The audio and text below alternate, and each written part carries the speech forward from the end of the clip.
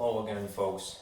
Today I'm going to be doing the last section for the semester for us, which is Appendix A.5 is what it's called.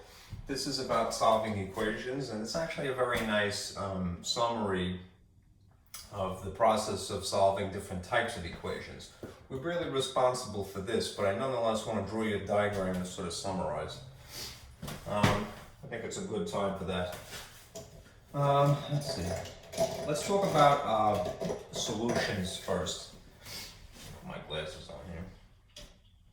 When you're going about your business solving equations, there's basically three outcomes.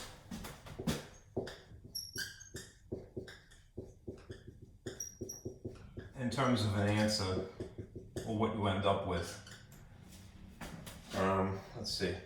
This isn't very scientific sounding, but there's more or less the, I wish I had a different color. Let's just call it the normal situation.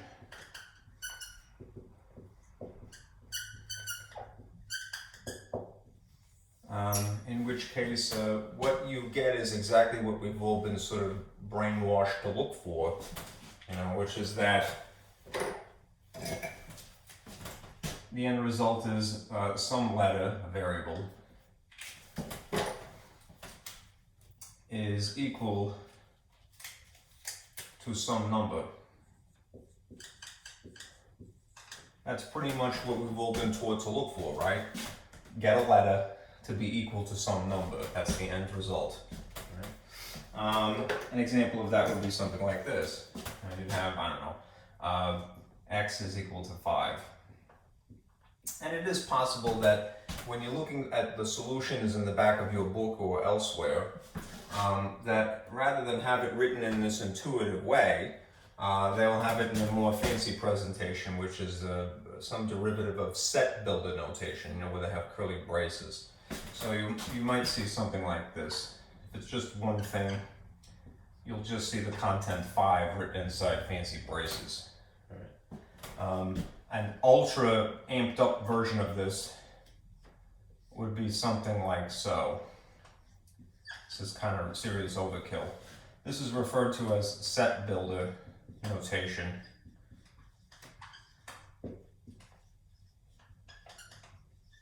And it is one possible way that the answer could be presented to you, or that you prepare the answer.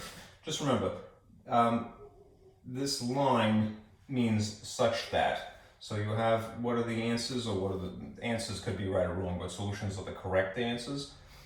The solutions for x are such that, and then you would read the conditions. So if x is equal to 5 and nothing more, then that is as complicated as it would get. Now, there are, again, this isn't very eloquent, but there's two sort of weird alternatives that may arise. Let's just call this weird case number 1. And then momentarily later, weird case number 2. Hopefully this isn't too faint. My black marker is starting to die. It's legible. Alright, good enough for the time being. If the normal situation is some letter equals some number, then the first weird thing that may arise that isn't that would be you go through all of your work, all of your arithmetic is fine, your algebra is perfect. All right, but you end up with this. A number is equal to a number.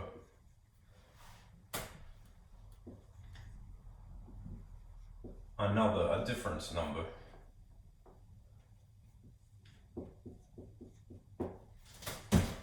Which is, if you think about it, not actually possible. I mean, it does happen, And you might instinctively go, oh geez, well I must have done something wrong. Well, I'm here to tell you that there are times when you do everything right and you still get some bogus answer like that. So don't automatically reproach yourself, right? You may just have a special situation like this. So here's an example. Suppose that you ended up with -2 is not equal to 9 on the opposite side. Like you thought that these two things would be equal, but then you examine them and go, no, that couldn't possibly be. All right. And if you were going to write that as far as in a fancy way, you might write the null symbol,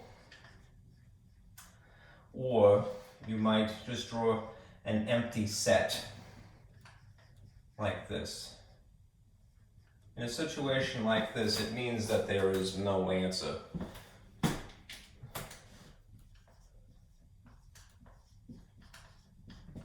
There is no solution in a situation like that. Yes, unfortunately, in algebra and I guess pre-calc and beyond, there are some questions that, although we could conceive of a question, they do not have an answer. They defy logic.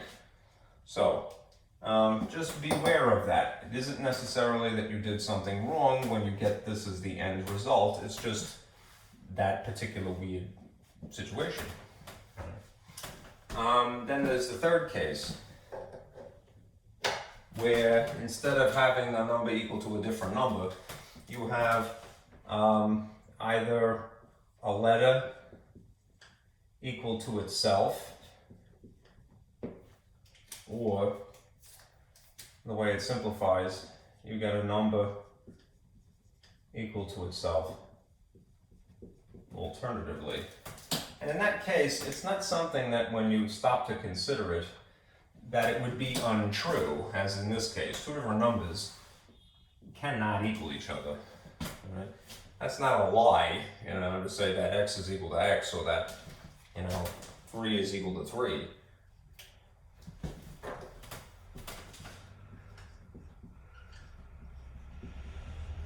But it was unexpected when it arises. You go, oh geez, well, what was that? Again, don't automatically jump the gun, blame yourself that you did something wrong. I mean, that is possible, but it could also be just this weird scenario that exists. Right?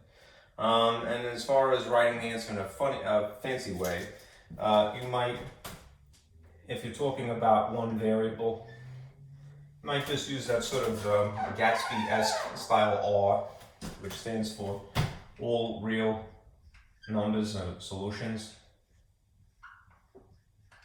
Or if you're talking about a situation in two variables, right, you might see something like this.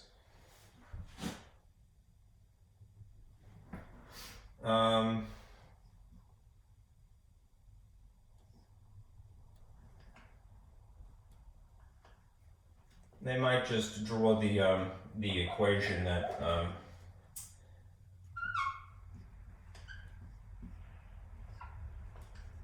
is a linear equation, say for example, something like that. The set of coordinates x and y are such that, and then you would read whatever the equation of a line is, or a parabola, I suppose, or something more complex, but y equals mx plus b, whatever uniquely produces this result, right? That's if you have it in two variables. This is more likely if you have it in one variable. Anyhow, there are names to distinguish these situations, which are better than saying normal situation, weird case 1, or weird case 2, even though I like doing that. All right. The normal situation is referred to as conditional. So let me get a better marker here.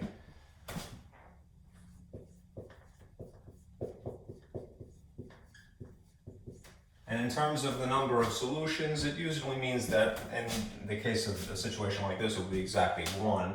But to be a little bit more vague, more general, it usually just means that there are finite solutions, which means that there's not infinite. There's a few, maybe 1, 2, maybe several, a spectrum. Well, I don't even want to say a spectrum, because in theory there's an infinity between 2 points. if you're talking about inequalities, but there's a finite amount of them. Right? I'm just talking about equations for right now. Weird case number 1 here has a special name as well. It's called a contradiction. I'll put it down here.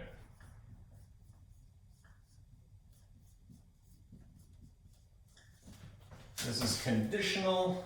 This is a contradiction. And again, for the sake of comparison, in terms of the number of solutions, the number of correct answers, this has, as mentioned before, no solution. When you see something weird like this at the end result, again, if your arithmetic and your algebra is flawless, all right, that just means that there's no solution. All right. And then this last situation is an identity.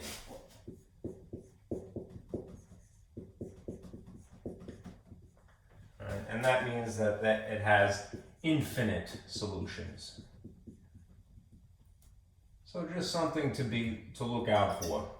You can have 1, maybe 2, a few answers, no answer, essentially, or infinite answers. And I hate to use the word answers because, again, answers can be right or wrong, but solutions are the correct answers. All right, but I'm trying to be a little bit more colloquial, you might say. All right. Anyhow, just be mindful of that. If you come across, you do all your work fine, and you come across weird cases like this, do not blame yourself that you did something wrong. All right, could just be that it is a contradiction or it is an identity. Okay? All right. Moving on.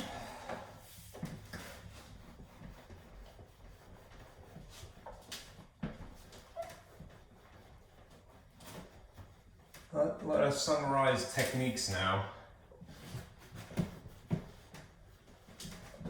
I need this space, so I'm going to erase all of that. And fling my eraser. Thankfully not down the stairs. All right. Okay. Here is an overview of types of equations.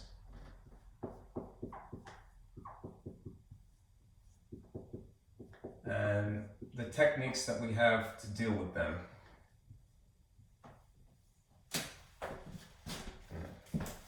Let's start with the most basic type, right? And a nice marker.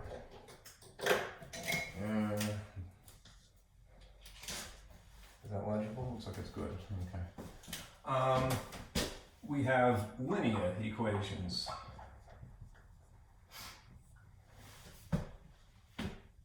Quadratic.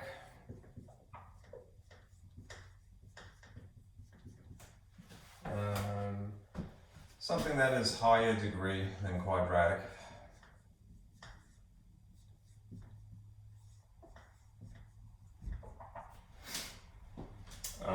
Absolute value.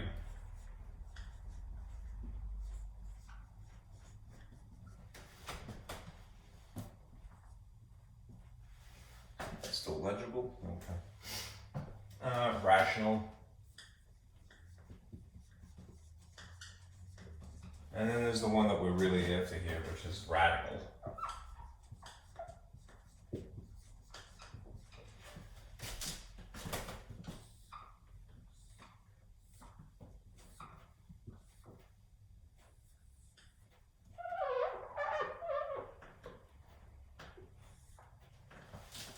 Okay. Now, let me sort of join these here.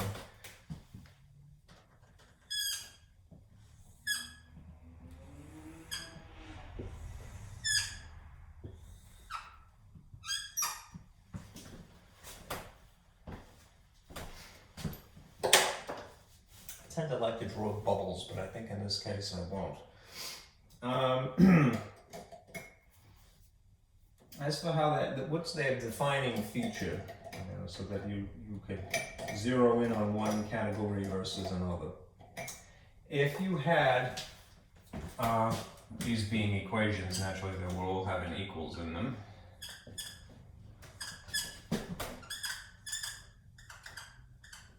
And if there were inequalities, it would have some derivative of those instead.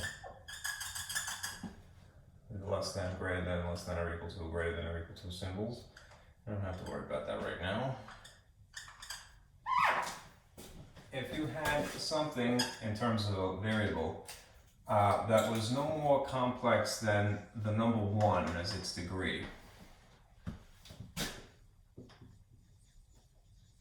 degree 1, then you have a linear equation, right?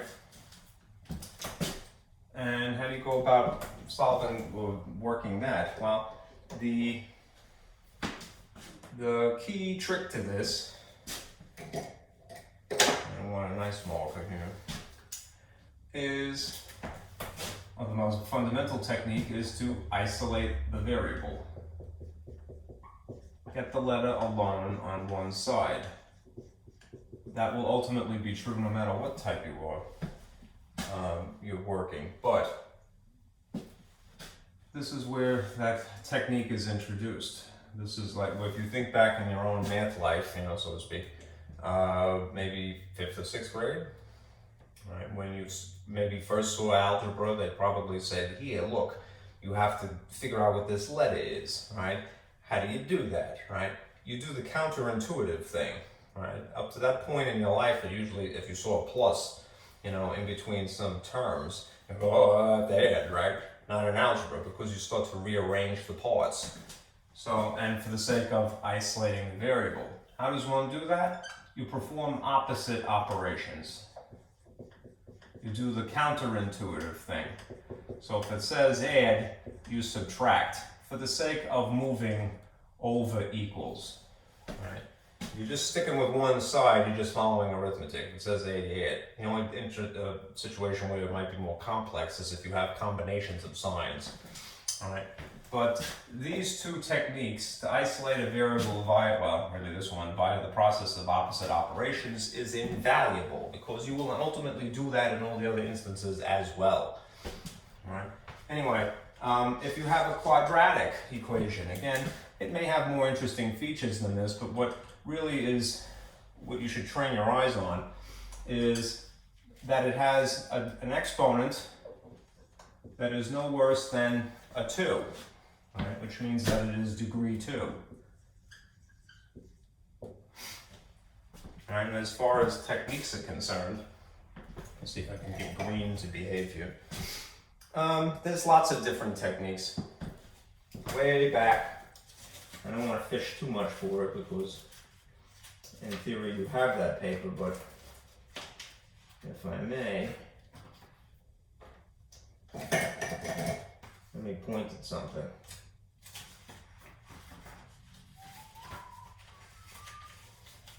There is a document I have that is a summary of the various techniques for solving quadratics. Right? I would not be able to fit it on my very small board here. However, I can just find it and we'll point at it. You folks that I have known for a while now, you already have this paper, but it really does warrant remembering.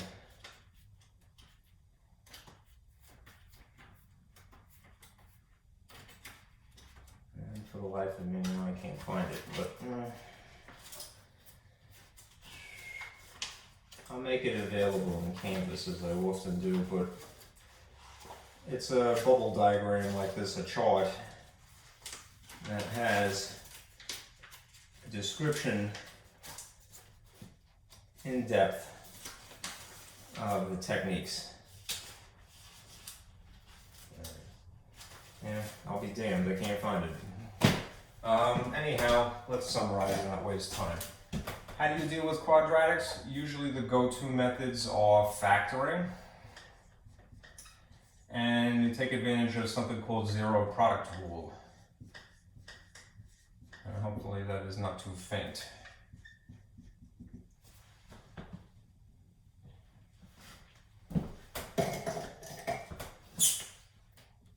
That's a bit darker. As for how you actually factor, right, that's a whole other ball of wax, but this is usually what you are encouraged to do if you're trying to solve for a variable, one variable. You factor, or you attempt to factor by its various techniques, GCF method, AC product pairs in tandem with factoring by grouping, or you use some kind of a model like the difference of two squares, the perfect square trinomial, the sum of difference of two cubes. Failing that, you could try some other techniques, which would be something like the square root property, which is really performing opposite operations in the context here. If you have something that is a degree 2, the opposite of squaring something is to square root it. There's a cancellation effect. Right? You could complete the square, which is another method, but usually I find what people go for, and maybe somewhat prematurely, is the quadratic formula. Quadratic formula is great, but it's kind of like swatting a fly with a bazooka. It might be a little overkill. Right. But anyhow, you have more of these tools to add to your toolbox. All right? If you know that you have a linear equation, you have to perform opposite operations. If you have a quadratic equation, you might try factoring in the zero product rule first. All right? Failing that, you might try one of these other situations. All right? Ultimately, what you're going to do is still perform opposite operations, eventually, even if you're doing it last rather than first. All right. Next one. If you have higher degree equations, that is something that is, let's just say hypothetically, you have an exponent of 3 or 4, something like that. What you will attempt to do is factor into quadratics.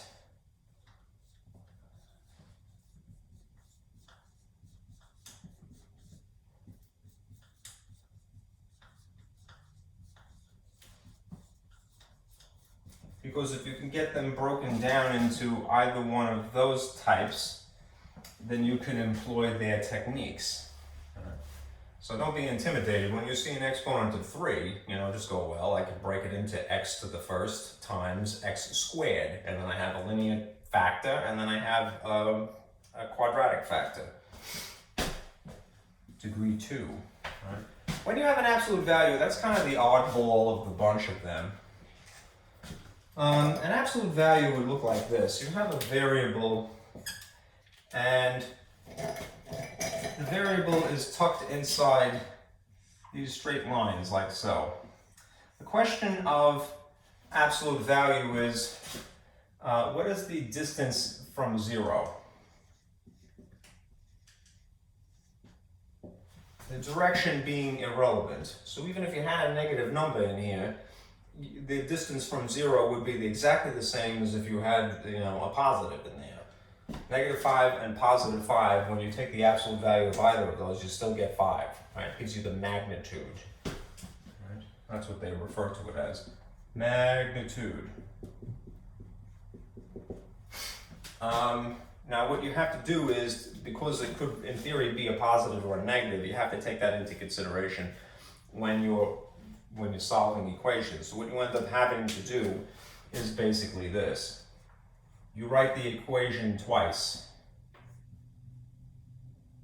and then you figure it out for the negative situation, and then you figure it out for the positive situation. So let's just say you put some a isn't anything here and a isn't anything here.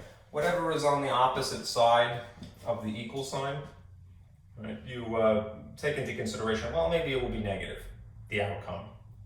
Or perhaps it originated from something that's positive, which means that the way it would arrange is that you end up with a negative on that side. Right? On that side is positive. Okay. Could be this or this. Right? Rational equations. The trick to this is to eliminate the denominator. So just in keeping with writing things in this style,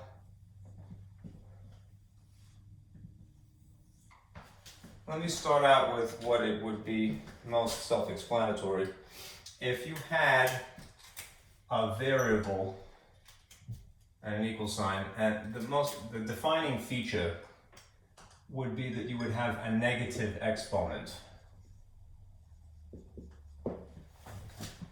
And what that translates to is basically you get a fraction. Remember that if you have a negative exponent, it produces fractions. So what you would end up with in a case like this would be 1 over x equals something. It's called rational for that reason because it has a denominator. It looks like a ratio, right? It looks like a glorified fraction. All right. Now, how do you deal with something like that? The trick to it is basically this. I'm going to separate this out a little bit because I don't want it getting in the way. The trick to this is to write an equivalent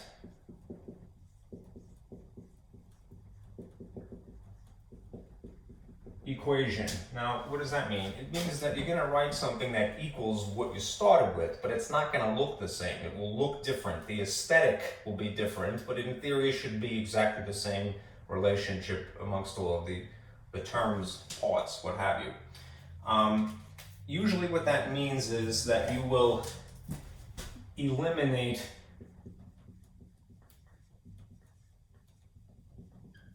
the denominators. And you do so by figuring out what the LCD is, the lowest common denominator, and systematically distributing it to each of the parts. When you multiply the least common denominator to each of the terms that are in the equation, it induces a cancellation effect. It basically cancels out the denominators. And what you're left with is something that looks a little bit more linear in that respect, that it's straight. It doesn't have any bottoms, if you will. Then there's this, which is again what we're really after here. When you have a radical, right, the way that would look is something like this. You have again a variable, but just to sort of get at the concept, the defining feature would be that you have a fraction for an exponent. So say, for example, you had something like a half, right? This is essentially an abbreviation for radicals. So if you had x to 1/2, that means this situation. The denominator is referred to as the index. It's the type of radical, and it would be the thing that goes here. In the case of square roots, it's unfortunate because it's the original concept. They don't normally bother to put the 2, but I would, all right? If it makes something more clear, then go ahead and write it. It's not going to hurt. The 1 here, the top of this, the numerator of this exponent, if you will, is the exponent that would be written on the inside technically. Now you do have an option that exists, that if you have something like this, you can, if you find it more convenient, push this to the outside and it would not hurt the situation. Anyhow, be mindful of that. If you have 1/3, that translates to this situation. A cube root with a 1 here. And if again you feel it is more practical for you, you could stick this on the outside. This would still, in both instances, be part of an equation each. Now, as for technique for dealing with it, let me just sort of separate this out here. You would perform opposite operations, really, for some kind of a cancellation effect. If you have something written in rational notation, which is what this is called, when you see a fraction, this is called rational notation. The style of writing. If you have it written in this style, it's called radical notation. You can convert between styles of writing. It's still a radical equation, no matter what you do. I have my aunt that comes and visits me every day. How you doing? It's a math aunt. He hangs out on the wall where I'm teaching you. He's trying to get in my apartment too. Unless you pay rent, get out of here, buddy. All right. Let's see. Here's you're going to perform opposite operations to cause a cancellation effect, as you would in other instances as well. But in this case, if you get something that's given to you in rational style, it might be a little counterintuitive. Here's what I would suggest.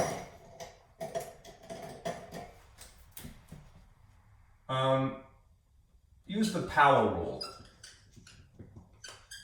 The power rule is when you have an exponent raised to an exponent, right? In which case they multiply. Now, if you very strategically choose an exponent to raise to the existing exponent, that is the reciprocal, that will cause a cancellation effect.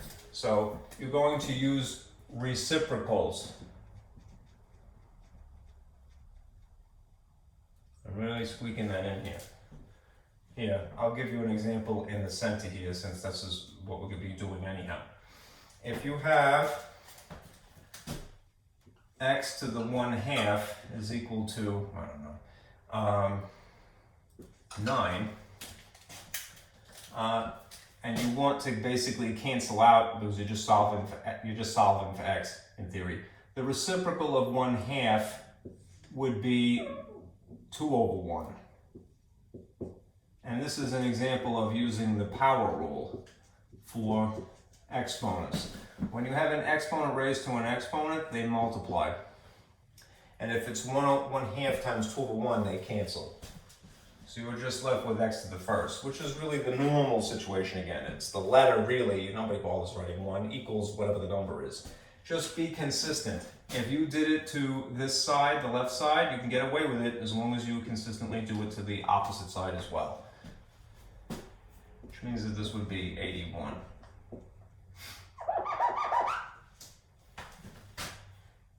Okay? That is basically a summary of regular ordinary equations and different types, right? And how you might go about dealing with it. Of course, you could always be a little bit more intricate, but this is as concise an overview as I could write on a board like this. Let's do a couple of examples.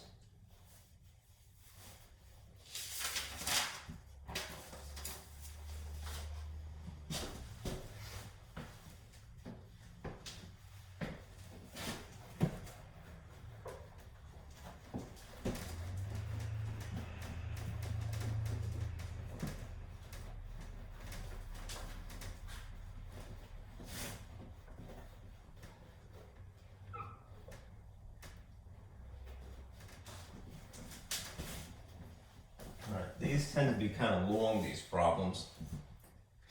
So let me give you what we're going to do first here. Here's your example. 2x plus 7, both underneath the radical, minus x is equal to 2. All right. As for a procedure, all right, we'll still employ the older techniques. They'll never go away. That's one nice thing about math, is that we don't just dismiss something and throw it away. It's preserved, all right? Our foundational knowledge, or foundational technique and information. So we're going to isolate, all right? Normally we'd isolate the variable, but what we'll try to do first is we're going to isolate the radical. How so? By performing opposite operations. So, if I want to get this radical alone on one side, then I have to move this x from here to here. All right? And if it is being apparently subtracted, the only thing that I can do to justify moving it would be the opposite of subtracting, namely adding. It may seem a little peculiar to add a letter, but you can legally do it. It's just a term by another name.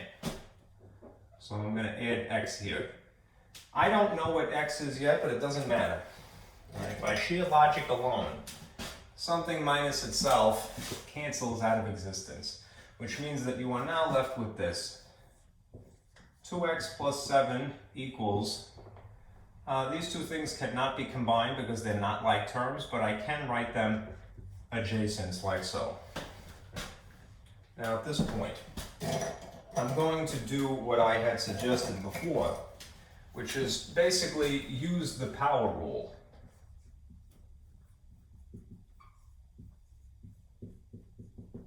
All right. If you have something in rational notation,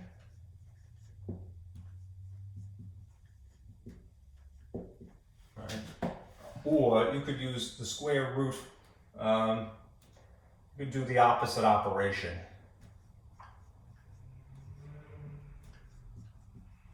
Right? If you have, say, something in radical notation.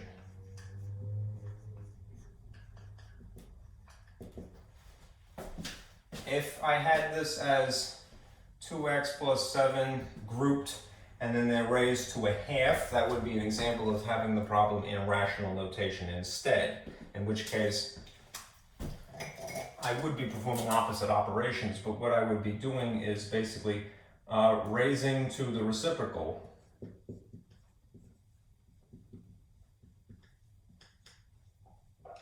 Speaking, it looks terrible, but okay.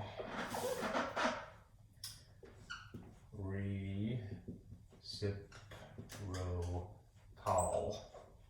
Hopefully that's legible. All right. In this case, it happens to be given to me in radical notation, so I'll just do the opposite of square root. If you can identify this as being a square root, what is the opposite of square root? Squaring, or square. So, if I, for the sake of cancellation, square this entire thing, I remember I could get away with murder in math, as long as I'm consistent. Do the exact same thing, group here. All right. The effect is that this will cancel this, and that will expose the guts here, the radicand, to be perfectly technical. And now I have this. Again, it would be good at this point to have some information internalized, to memorize some information. When you have a factor that is essentially a binomial, two terms, and it's being squared, the end result that would be here is technically the perfect square trinomial. The perfect square trinomial, if you have it memorized, would help you figure out what goes here without having to write the intricacies of it. There's no sin in doing FOIL or performing FOIL, distributing each of the contents from the first parentheses to each of the contents in a second parentheses. And yes, technically, if you have this being squared, you now have two iterations of this, two clones. Right? And yes, you could FOIL it. There's nothing wrong with doing that. The nice thing about having the perfect square trinomial model memorized is that you can predict what it would be, the end result, from distributing and multiplying and adding and subtracting, potentially, without having to go through this little range war. Yeah. So, no problem one way or the other, right? I'll make a prediction. I'll try to be a good guy here, all right? There will be three terms, all right? The terms on the ends, right, will be both raised to an exponent of 2. So this would be 2 squared and x squared because it's backwards. Right? I could have rearranged this. It probably would have been smarter. The thing in the middle, because of the formula, is going to be twice the outsides. So if you figure the outside is just coincidentally the number 2 and the letter x, then it's going to be times 2 times x. And if these are pluses in here, then everything is added. Now, if I did it the slightly more brute force way, which is still good, I should get the same answer as this straightened out. 2 times 2 is just 4, this is 4, and that's x squared. 2 times 2 is 4. 2 times x is 2x. X times 2 is plus 2x, that's where 4x comes from, and x times x is x squared. So it's all good. That means that you have this now. You have the exposed radicand of 2x plus 7 on one side. And then if I wrote this a little bit neater, x squared plus 4x plus 4 on the opposite side. You see that what we ended up with is something that is quadratic because there's an exponent of 2 and nothing higher. So what we could do at this point is start to maybe take advantage of quadratic equation techniques, which, as we discussed, is de facto, right? And to take advantage of the zero product rule would be the go-to method. Whether it works or not, you could always try to do that first. What does that mean? It means start dragging these parts over to there so that you have 0 on one side. And again, how do I go about doing that? The same old way I had always done, which is to perform opposite operations. If I want to move 7 over equals to where its other constant is, subtract. If simultaneously, just for the sake of space, I want to justify moving 2x over to where its buddy is, I'm going to acknowledge that this is really a positive and justify moving it by performing the opposite operation, which again is subtraction coincidentally. So I'm going to park it underneath this. On this side, the 7's will cancel, the 2x's will cancel because it's something even mysterious minus itself. And then because I'm out of space, I'm going to write this up here. We end up with this. We now have 0 is equal to x squared. 4 minus 2 is plus 2x. And then 4 minus 7 is minus 3. This is a prime candidate for factoring and the zero product technique because it is a trinomial which usually factors fairly easily and it's already set equal to 0 strategically so. So I'm going to factor and then try the zero product rule. When you have a trinomial, usually the way that factors, without going into anything too complicated, is that you have a binomial times a binomial. Right. The fastest way to do a basic type like this is just to convince yourself I got to figure out 2 parts here and figure out 2 parts here, and then as an afterthought decide what the signs are. If it's x squared, what probably is sitting in the front of each of these? I would argue that it's probably x because x times x is abbreviated as x squared. If you consider the factors that make 3, it's just 1 and 3. So if this truly factors and it isn't just a prime trinomial, then what you would have here and here is a 3 and a 1 potentially. It is the signs that we now need to take into consideration, and I always do that as an afterthought. Look at the result in the middle here. This is going to come from some combination of 1 and 3. The factors 1 and 3 are going to serve as an addend, right, or subtrahend, perhaps. If you notice that these go from something slightly larger, the 3, to something smaller, there's 2 operations to choose from, adding and subtracting. Which of those causes things to get smaller? Subtracting. What is the combination of signs that causes subtraction? One of each sign causes subtraction. Now, if you're trying to decide to put the plus here or there, you convince yourself, if you want the end result to be positive, and you can think of this as being the end result, then the larger magnitude has to be positive. So it would be there, and minus would be here. Meanwhile, this is still set equal to 0. And now I can employ the zero product rule, which says that perhaps this factor is the thing that equals 0. Or perhaps this factor equals 0. Or both of them. And in which case you'll get the two answers that a quadratic would naturally have. So if you write and solve a teeny tiny little equation like this, x minus 1, this factor, set equal to 0, or x plus 3 is equal to 0, go through the motions. You end up doing the most basic, performing or employing the same basic technique for linear equations. Opposite operations for the sake of isolating the variable. So you have, this cancels, x is equal to positive 1. And in this case, minus 3, x is equal to negative 3.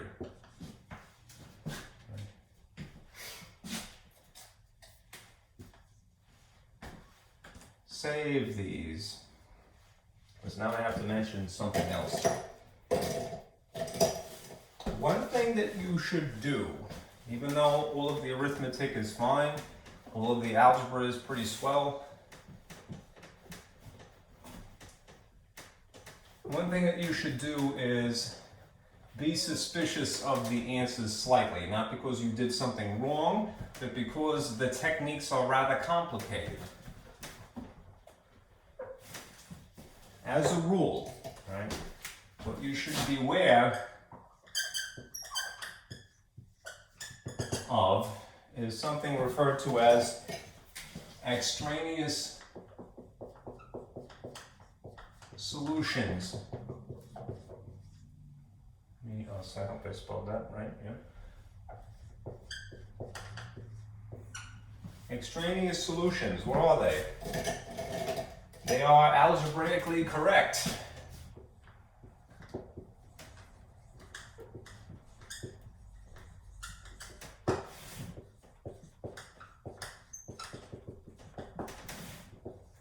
Solutions that do not comply, or they do not satisfy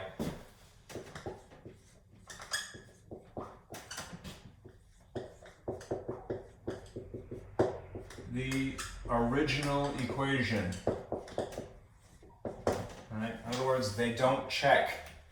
When you check them, they produce a bogus answer. Right?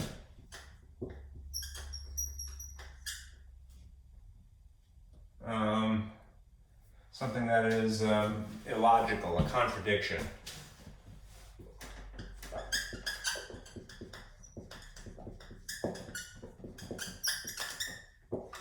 When checked, that is not your fault. Right? It is just something that potentially may arise. Now, it just so happens that one of these two is, for lack of a nicer expression, extraneous, is a dud. All right? And you only know, unfortunately, by going through the motions of actually checking it intricately and seeing what the end results are. So I'll do that, but just beware. They're going to produce something that is, one of them is going to produce a bad answer. An extraneous solution, you could say, essentially is a bad answer. Right? They are algebraically correct, but they don't satisfy the original equation when checked. Where do they come from? Right? Just as a side note, where do they come from? Where do they go? What do they do now that they're not on the show? They arise from one of two things.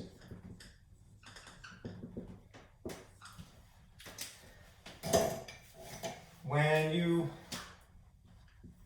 multiply or divide by a variable, a letter, normally you don't do that, right? In the case of rational equations, you would end up multiplying or dividing by a letter quite often for the sake of eliminating denominators. So beware of that. It is a possibility in that situation as well. Or they arise from squaring, as we had done in this case.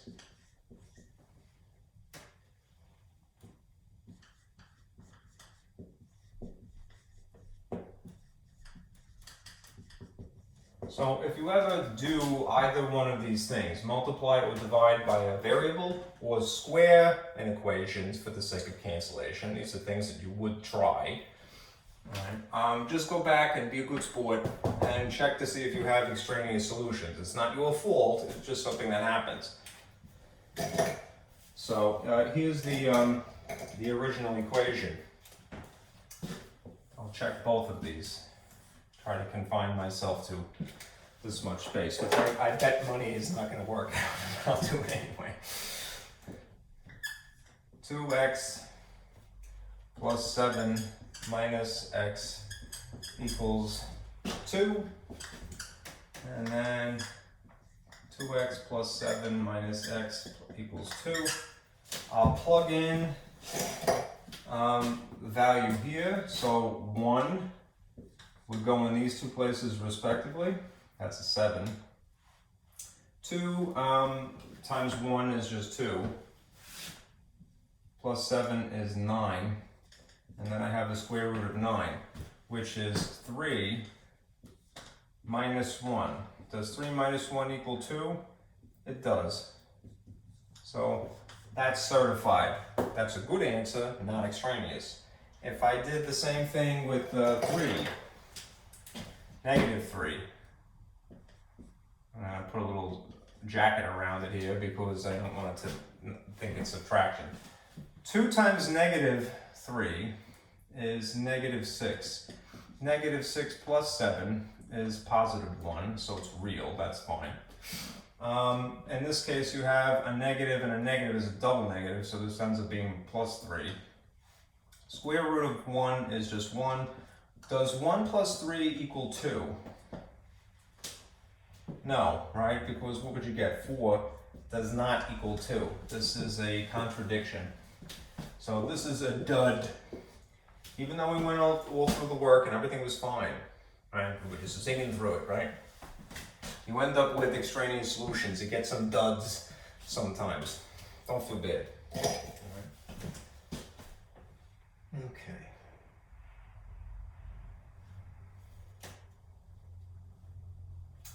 Let me do one more, and then I'll call it quits.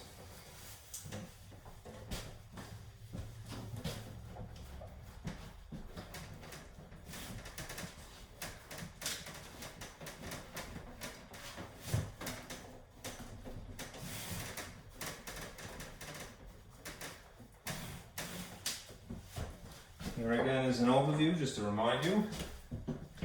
Procedure.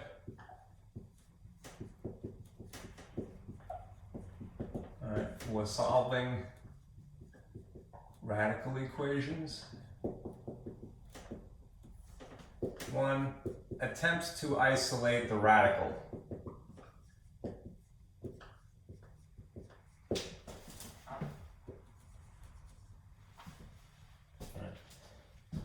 Sometimes you have problems, as you'll see in the next example, where there's 2 radicals. Don't feel bad, just isolate one or the other.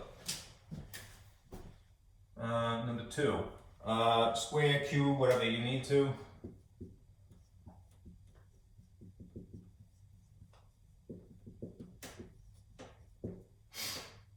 Or use the power rule if you're given something in rational notation.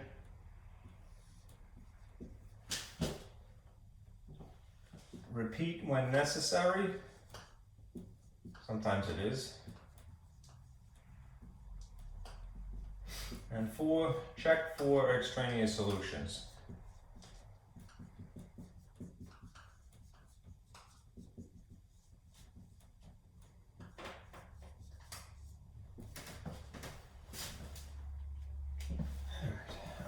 Here. This one will take quite a bit of paper, unfortunately. Let's see. Put this up here. The square root of 2x minus 5 minus the square root of x minus 3 equals 1. Okay. Always think of this as being 2 sides of a conflict here. I shouldn't say conflict, that's terrible, but two sides of an equation. I always draw a little dashed line to go, okay, I can move things over this imaginary wall, if you will. We're going to try to isolate the radical, and there are two in this case, and you might go, why am I going to do that? You know, it doesn't matter if the thing that you plop on the opposite side is not alone isolated by itself. That would be great if it were, all right, but sometimes it doesn't happen. So to me, the most intuitive thing is to not use a marker like this. Okay. Is to just drag this negative over to the opposite side. Right? The whole kit and caboodle. How do you justify that? By adding. And now I have this. These ugly, complicated things will cancel. 2x minus 5 is now isolated. And now you have this on the opposite side. And it doesn't matter which is technically in front. I tend to put the radical in the front, but it doesn't have to be there. This is a +1. I would guess the reason I just do that intuitively is because this is where the letter is. Even if it's part of a radical, it's still a little bit closer to being descending order, I suppose. All right, now, next thing. We're going to perform opposite operations. That is what this is. Since we are given things in radical notation rather than in rational notation, I'm not going to use the power rule, which is to use reciprocals. It would work. It's the exact same thing, just in a different style. I'm going to instead square because these are square roots. So if I square here, I'm obligated to do the same thing to the entire other side. That is what makes it legal. Okay. The effect is great. I mean, this cancels this. And the radicand, the guts basically of the radical, are now exposed to the open air. Breathe deep. It's like they were on quarantine and now they're out. So cool. All right. Here again, you have something that would produce two iterations of the same term, if you will, a factor would be more appropriate. But it is also the perfect square trinomial. So again, if you are inclined to either look that up or have it memorized, you can make a prediction about what will be without having to write the effects here. When you have a perfect square trinomial, it is the effect. There's going to be three terms basically, and since this is all pluses in here, everything is going to be added. The factors, the unique terms on the inside of this factor are going to be squared on the outsides. So you're going to have x minus 3, the whole thing squared in the front, and you're going to have 1 squared on the back. The middle is going to be twice the outsides. That means 2 times these unique factors. So I'm really squeaking it in here, but I'm going to put square root of x minus 3 and then 1. Here's proof that that is true. And if I wrote this factor, or this term times this term, there's 2 iterations of it, 2 clones, if you will. So just not to complicate things, I'm going to use the exponent to abbreviate. That would be this. X minus 3 times itself can be abbreviated as x minus 3 square root of x minus 3 squared, little 2 on the outside. If I now multiply this term times this term, it is itself. Right? It would be x minus 3 times 1 is just itself. If I did the same thing here, this 1 here times this term here, that is the second one of these. That's why there's times 2. If I did 1 times 1, that would be abbreviated as 1 squared. There's some things that are going to warrant cleaning up here, but I'll do that now. When you have opposite operations coming into play here, square root and squaring are opposite operations, they cancel each other just as before. And the result is that the guts here, the radicand, x minus 3, is unveiled. If I were to clean up the middle term here, 2 times 1 is just 2. I would end up putting plus 2 in the front of radical x minus 3. These are this times that. 1 squared is just 1. And this is all going on the right side of equals. Meanwhile, there's still this 2x minus 5 here. Clean up what you can. Before you start moving things over equals, that is to play the game of algebra, play the game of arithmetic. It's an older, more simple game, right? It's like the difference between playing, I don't know, Connect 4 before you play chess, right? So, combine what you can. There's a minus 3, there's a plus 1. If I wrote this a little bit more aesthetically pleasing, the x would maybe be in front. This plus 2 times the square root of x minus 3 would follow it. And the reason that I'm doing that and why I'm putting this in the front is because this is degree 1, and technically this would be degree 1/2, so it's descending. And then this is a constant, which would technically be x to the 0, and nobody would bother writing that. Anyhow, minus 3 plus 1 is minus 2. And this, again, still does junk on the opposite side here. 2x minus 5. What I'm going to attempt to do is, let's see.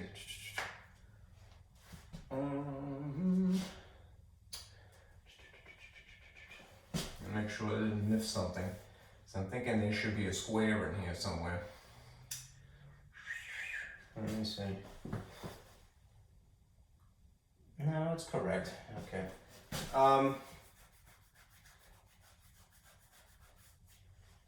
I'm going to repeat because it is in fact necessary.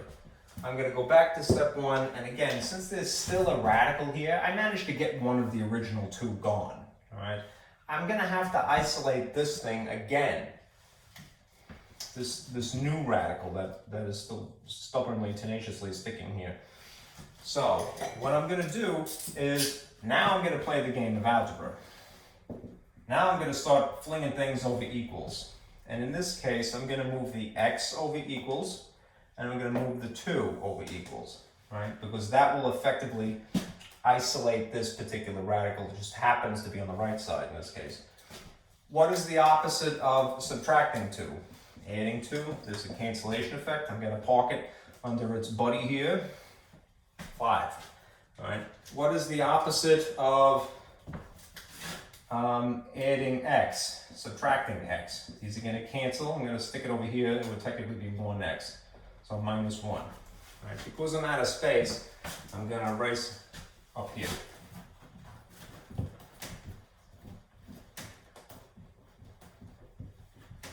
Okay. The result of combining these is that 2 minus 1 is just x. That would just be x. Negative 5 plus 2 is minus 3. And the opposite side is 2, the square root of x minus 3. Now, you could move the 2, in theory, to truly completely isolate the radical. I think it might be more trouble than it's worth in this particular case, because if you put 2 here, it will be a denominator, and that's kind of a nuisance. So what I'm going to do is I'm just going to, again, go for the opposite operation to cancel, and I'll just incorporate the 2 here, because I can get away with it. It's a factor. Square this, and then, to make it legal, do it to the opposite side as well. You are once again going to get the perfect square trinomial.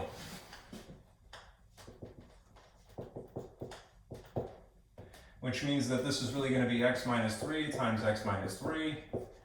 This is going to cancel this term and simultaneously square 2, which means that it's going to be 4 times the quantity x minus 3 exposed. The radical gets canceled. Clean up what you can. This is going to be x squared. This is going to be minus 3x. This will be a second minus 3x, which means that it's minus 6x overall. And then negative 3 and negative 3 is positive 9. Distribute 4, 4x minus 12. I'm going to now drag everything over here, play the game of algebra again. Drag the like terms from here to here. Over equals is opposite via opposite operations. So, blues.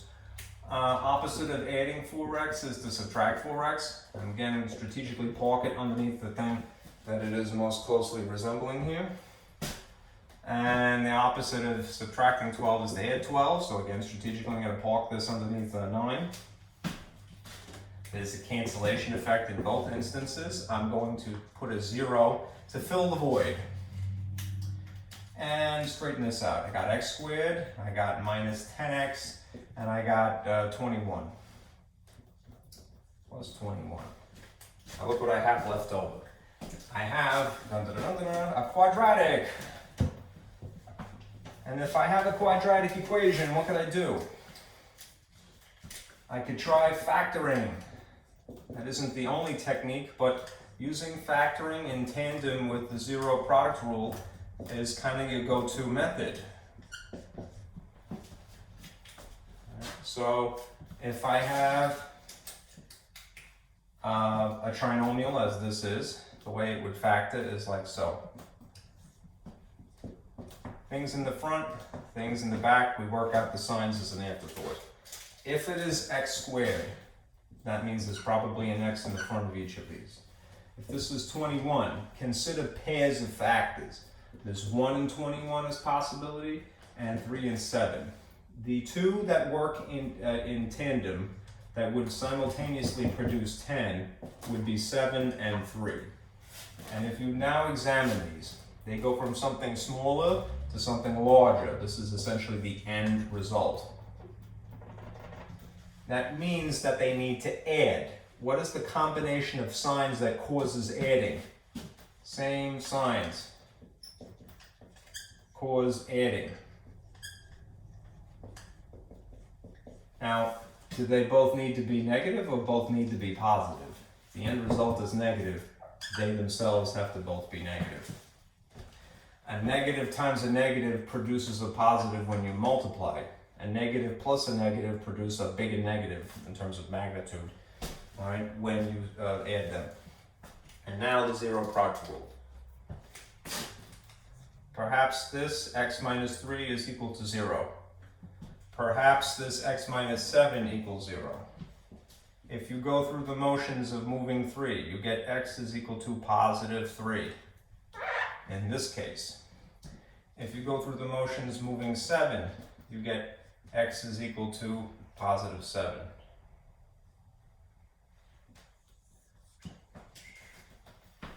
All right, now if you go through this and check for extraneous solutions, they will both produce a good answer. There are no extraneous solutions, I can tell you from having checked this. All right, so that's it. All right, that's the last thing, all right, for the semester, indeed. All right, now, again, just to flash the calendar here. All right, what would have happened is this. Today, I have this on my dirty little calendar, is the 3rd, all right? We would have had test number 3, which again, I can't possibly give to you. So what I will do, and the same reason I really can't physically give you a final, is I'm going to nonetheless make a final exam. All right, I'm just going to give it to you more or less as a freebie. All right, the reason being I want to summarize all of the information. I'm going to give you credit, full credit for just having it, right? But just to make sure that you know what you're doing, all right, try the final exam when you get it later this week. I still got to type it. All right, and then the last video that I'll shoot next week on Sunday the 10th is we'll walk you through each of the problems, right? and then you're good to go. Okay? All right. Be careful out there. I'll communicate with you via email. Take care.